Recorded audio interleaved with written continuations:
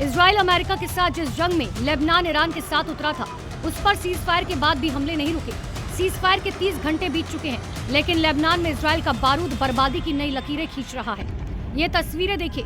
पिछले 24 घंटे इजराइल की सेना लेबनान में हिजबुल्लाह के ठिकानों को तबाह करने में जुटी है।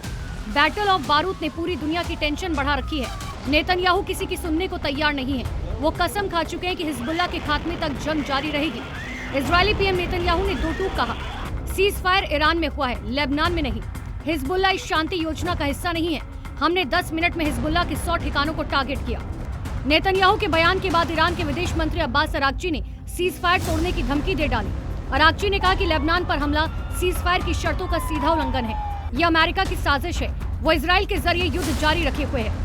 अब्बास अरागची ने सोशल मीडिया पर पाकिस्तानी पीएम शहबाज शरीफ का सीज फायर वाला ट्वीट शेयर किया, जिसमें लेबनान का भी जिक्र है।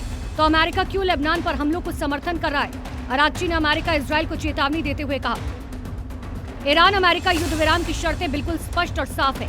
अमेरिका को एक विकल्प चुनना होगा, या तो युद्ध विराम या फिर इजराइल के जरिए युद्ध। दोनों एक साथ नहीं चल सकते। उन्होंने लिखा, दुनिया लेबनान में हो रहे नरसंहार को देख रही है। अब फैसला अमेरिका के हाथ में है। इस धमकी के साथ ईरान ने लेबनान के समर्थन में एक बड़ा एक्शन स्ट्रेट ऑफ हॉर्मुज में लिया। ईरान ने सीज फायर की शर्तों का उल्लंघन करते हुए हॉर्मुज के समुद्री मार्ग को फिर से बंद कर दिया। वहीं हिजबुल्लाह ने भी चेतावनी दी कि अगर सीज फायर में लेबनान को शामिल नहीं किया गया तो ये समझौता टूट सकता है, लेकिन इजराइल किसी की नहीं सुन रहा। लेबनान में सीज फायर के बाद इजराइल के हमलों में अब तक 254 लोगों की मौत हो चुकी है। 1165 लोग घायल हुए। 100 से अधिक ठिकानों पर हमले किए गए। साफ है, अब युद्ध का सेंटर पॉइंट लेबनान बन गया है।